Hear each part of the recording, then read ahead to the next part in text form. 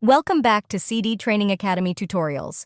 In this video, I will walk you through the steps in adding a new course to your portal. Let's get started. The first thing you will do is click on the Courses tab at the top of your screen. On this page, you will see all of your current courses, as well as a Add New Course button. You will click this, and the first step is to name your course.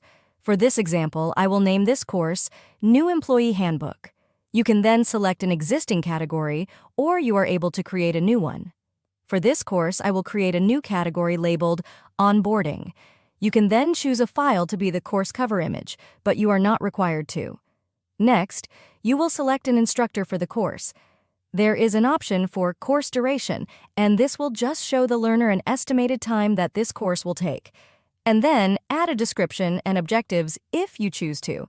Last, you will click Save. You will then need to add either a SCORM file or lesson to your new course. For this example, I will add a SCORM file, so I will click on Add SCORM Lesson and select the file I am needing to insert. Once this loads, you will then need to toggle on your lesson to be active.